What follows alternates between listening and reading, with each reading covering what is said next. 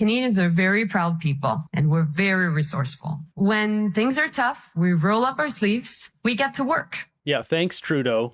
Carney has just shuffled the cabinet. Welcome back to Moose on Loose. My name's David. Today, we've got Carney moving some pieces around. We've got him bringing in a couple of his banker buddies. Let's jump into this. Starting this one off, we got Shreya Teest with this. Only 37% of Canadians want a new election. Most of them are conservatives. It would be incredibly stupid for Carney to call one. As we see here, all respondents, do you think the country should have another federal election? 37% saying yes, 44% saying no, 19% saying don't know. If we look specifically at the Liberal Party, only 18% want an election. We've also got Shreya Teest posting this off of his website, Polywave. Liberal Party is surging in Alberta in the past few months and nobody really knows the reason why. Yeah, this doesn't make any sense, but apparently that's what the data shows. I mean, you can see all the different polls here. We're seeing some extreme polling data. There's been a couple polls come out recently. This one here from Leger showing 49% Liberal, 35% Conservative, and once again, the NDP collapsing at 5%. And we should remember here the NDP getting their new leader at the end of this month. Now, I don't know what's going on, if this is just because of the conflict, if Carney going over to India and Australia and Japan. Is something else that's funny is going on here? We're seeing a surge of Liberal support in Alberta, which doesn't make any sense either. We have this, which also doesn't make sense. New Quebec poll has Liberals catching up to the Separatists as election looms. So something funny might be going on. Canadians might just be incredibly gullible and easily bamboozled by the Liberals. I guess the next election, whether it's a by-election or provincial election, will give us more information. We've got Albanese, the Prime Minister of Australia, posting this. Do I need to say anything? I mean,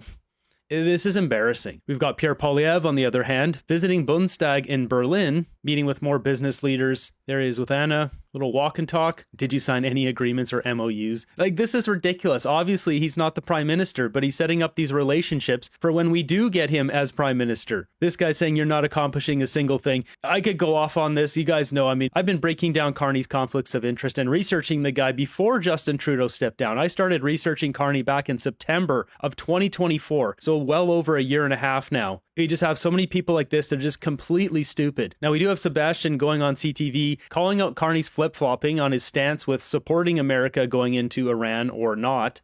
India, Australia, both hot destinations. I would have thought Mr. Carney would have packed his own pair of flip-flops. It turns out he himself became a flip-flop. It's not just Iran and his statements around that we need to put attention towards. It's, of course, also his conflicting information out of his government, his officials, and himself about the role of India and potential interference in our democratic processes there. I had to make the screen bigger there just so you could see Sharon Kerr's face. She's so pissed off that he said that. And so I think, again, Prime Minister Carney has displayed why it is that his staff has kept him away from the cameras, because there is a lot of incoherence right now and a lot of disorganization within Liberal ranks on not just the position of Iran, of course, also the position on India, and they don't want to bring more attention to that than they need to. Moving ahead here, we've got a video that's comparing American eggs to Canadian eggs and the prices, and well, the result is this. For 2 packs of eggs, both of them 60 eggs, Canadian ones are $19.89, basically $20, and the American ones are $13, or 35% cheaper in America. Elbows up! Moving ahead, we've got the Nexstar battery plant opening, and the Liberals and Doug Ford are celebrating this like it's the greatest achievement ever. Canada's first commercial-scale EV manufacturing facility. Whoop-de-doo. Billions of dollars out the door. Later this morning, Industry Minister Melanie Joly will be joining Ontario Premier Doug Ford for the opening of Canada's first commercial-scale electric vehicle manufacturing facility. CTV's Jeremy Sharon joins us now with more on what to expect. Jeremy, good morning to you. Tell us about this facility. Good morning, Marcia. Yeah, this is a massive facility called Nexstar Energy, over 4.23 million square feet. And this is a significant battery manufacturing facility that produces and manufactures lithium-ion batteries suitable for EVs, but also for energy storage systems. It was once a joint venture owned by LG Energy Systems and Stellantis, the major auto manufacturer. Stellantis no longer has an ownership stake in the facility. It is now solely owned by LG. but Stellantis is still getting its batteries from there. So this is a multi-purpose, battery manufacturing plant. This plant was sold to LG for just $100. Stellantis sells its stake in Windsor battery plant for just $100 in massive write-down on EV investments. That's almost a complete write-off of its $980 million investment, according to documents filed by buyer LG Energy. This is not exactly a vote of confidence in this Nexstar Energy facility. And sure, it'll probably be okay because it does produce batteries that can be used elsewhere besides EVs, which are not popular in Canada. Those EV batteries, I'm sure, will be sold to American companies, but can also be used for home energy storage. The question is, why did Canadian taxpayers pay for this? This article here, just from November 26, 2025, just a few months ago, feds have spent at least $530 million on Nexstar battery plant. Feds and the province have pledged up to $16 billion in support for the facility in Windsor, Ontario. Just open up the free market and let companies build. Why are we individually picking companies, in this case, sectors, and also in this case,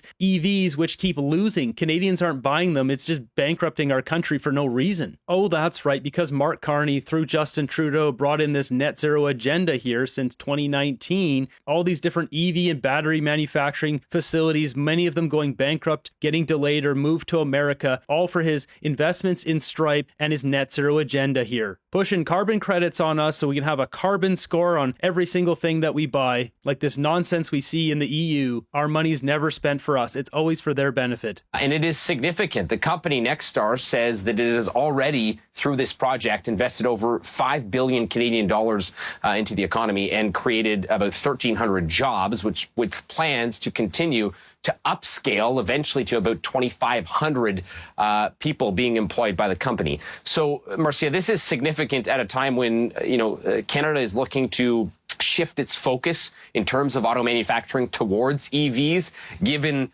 the shifting landscape of the North American auto sector that is not as cohesive as it once was with our U.S. Partners. We've seen Stellantis depart from its Brampton plant to manufacture the Jeep Compass in the U.S. rather than in Canada. We have seen significant shifts, and the auto sector is taking a big hit as a result of U.S. President Donald Trump's tariffs and efforts to reshore manufacturing when it comes to the auto sector in America. So Canada is looking to position itself to manufacture more electric vehicles. Why? The demand in Canada is dropping. Why are we doing this? So I've just pointed it out. It's because they're making money off of it. It's not for our benefit. This is so ridiculous. Why don't they just call this out on here? Oh, that's right, because they're paid off by the government. And having, a battery manufacturing plant like this, some would say will be crucial to establishing that ecosystem down the line. We've seen Canada. Yeah, who would say that? Mark Carney and his gang of goons in the government. That's who would say that. What kind of vehicle does Mark Carney drive? This is a good question. I think right now maybe he's not allowed to drive a vehicle. I don't know how that works here in Canada, but surely Mark Carney owns a car or two or five. What vehicles does he own? Perhaps we should send someone down to walk past Mark Carney's house in Rockcliffe and see what cars are parked out front. I don't know if he has a garage. They blurred out his house on Google Maps, but does Mark Carney have an electric vehicle? I think this is a very valid question.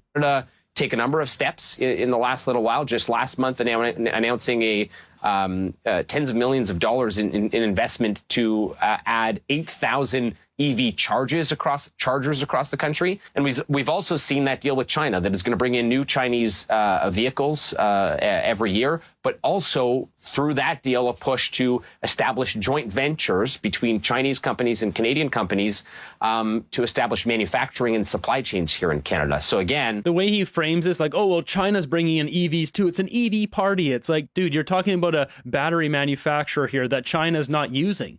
Like, it's so contradictory. It's ridiculous. If China was buying the Nexstar batteries for their vehicles they'd be selling in Canada, then maybe there'd be an argument. But there is no argument here. China's just going to hurt the business of Nexstar that just opened. When those aspects come to light later on down the road, having a battery manufacturing plant like this one will help when it comes to Canada's ability to be self-sustainable in terms of manufacturing EVs. Oh, please, this is such a stretch. He's just grasping at straws here. Canadians are very proud people, and we're very resourceful. And when things are tough, we roll up our sleeves and we get to work. Yeah, thanks, Trudeau. Is she still using that tired old line that came from Trudeau? She has accomplished nothing in any of her roles in government. Nothing meaningful. Meanwhile, we've got this sellout here, Doug Ford. Listen to this. Now, my champion, Melanie Joly. We get along very, very well. She is my champion. Super, super smart. Super, super charming. And just an incredible person. Yeah, easy there, Doug. She's married. Anytime she needs something, she just twists my arm and I give up right away. So, Melanie, thank you for your leadership. This blubbering is just disgusting. Doug Ford is such a sellout. It's embarrassing. Moving ahead, we've got Carney shuffling the deck here, shuffling some of his ministers. This was announced pretty quietly, as it mentions in this article. He last shuffled his deputy ministers in December, promising the changes would deliver results for Canadians. And well, have we seen results? Aside from higher food prices, higher cost of living, tanking real estate prices. He did mention a few times Canada's pension funds would be invested in certain places like India. Oh, and $100 million of taxpayer money being spent on Indian university students in Canada. But aside from that, what are we getting? So here's the announcement. This is the big shuffle here. So these are all deputy ministers that he's moving around. So looking at this, we'll see like David Morrison, Deputy Minister of Foreign Affairs, becomes the Senior Diplomatic and International Affairs Advisor to Prime Minister. Arun Thangarag, Deputy Minister of Transport, becomes Deputy Minister of Foreign Affairs. Neither of those have anything to do with each other. Does this guy have expertise in foreign affairs or transport? Michael Vandergrift, former Deputy Minister of Natural Resources, becomes Minister of Transport. He's just moving all these people around. It's like, are they just failing in one? So let's just move them over to another and see if they do better. So he just goes on and on and on here. But we're going to focus in on three people here. So first off, Kevin Brosseau, which you might recognize that name, the Commissioner of Canada's fight against the street fennel. This was the street fennel czar, as it was called when Trudeau brought him in. Now becomes the Senior Deputy Minister of National Defence and concurrently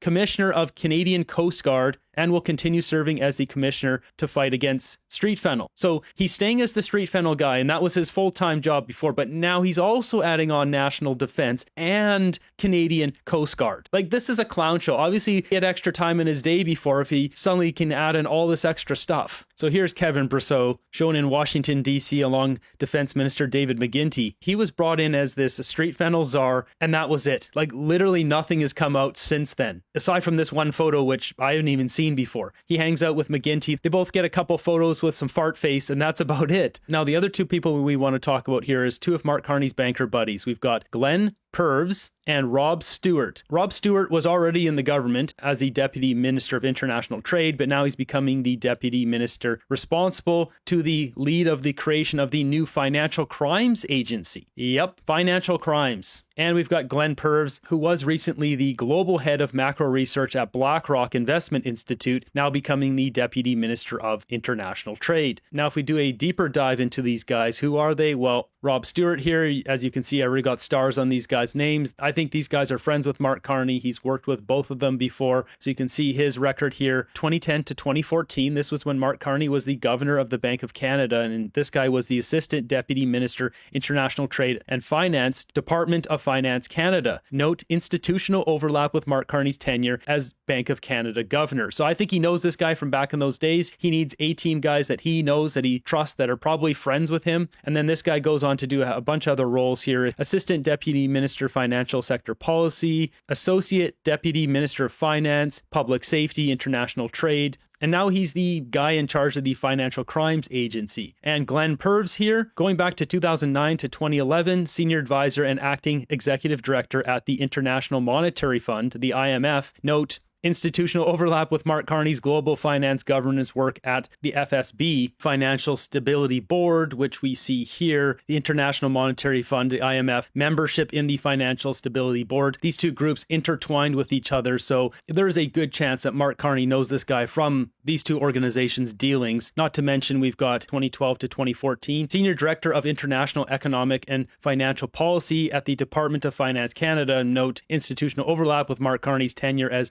Bank Bank of Canada governor. I'm guessing Mark Carney knows both of these guys when he was the governor of the Bank of Canada, bringing in a couple of 18 guys or moving these guys into positions of more importance. I mean, Glenn was just brought in from BlackRock. Rob Stewart was already in the government, so I mean, maybe we get rid of this star at some point. For now, with his ties with him back in the day, I'm guessing he's another A-team member. This guy went on various roles, Canadian Public Service, including Finance Canada, Treasury Board, BlackRock. So it looks like Mark Carney's setting up some pieces here. The polling, if it's correct, is definitely in his favor right now, but it'd look awful if he went to an election. Carney flip-flopping on his stance with Iran, is that going to hurt him in the polls? It should be. It's hard to know when the media just keeps attacking Pierre Poilievre. I mean, you see the stuff every single day, the headlines. It's just ridiculous. Moving ahead, we've got this story here. Canadian influencer Nancy Grewal, 45, who had over 100,000 followers and was criticizing Khalistani separatists, was poked 18 times in her home. She even has a video from just a couple weeks ago where she was worried about her safety.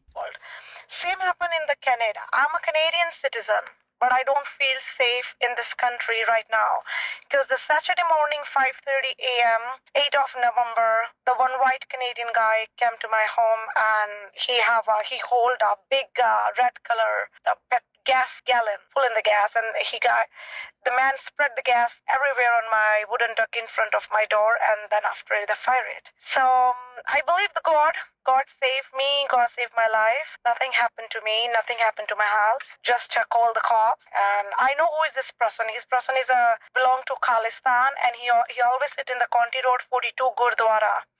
He always doing this kind of the illegal activities on the people's house. If you raise your voice, the man, he tried to me scared. I feel scared. He tried to me give me a warning. So she had a guy here, tried to burn down her house, claiming it's a Khalistani guy that she knows. She's scared. She goes on to talk more about the Khalistanis here. Khalistan. I'm also belonging to same religion, Sikh. The long beard and turban on the head. I'm belonging in this family, Jat Sikh. They guys same Sikh. But we don't want a Khalistan. They guys want to divide the India, make a different country. That's why the country name called Khalistan. So she's saying that not all Sikhs are Khalistani. This is a mess. It's a mess that the Liberals have brought into our country. They've brought in these gang wars. And in this case, we have an influencer getting poked. She had been recently calling out Khalistanis for this bad stuff here. She called out all that bad stuff in her videos, and that's why they went after her, they went after her family. What's Carney going to do? Is he going to step up, or is he just going to allow more of this to happen in Canada, or bring more of it in?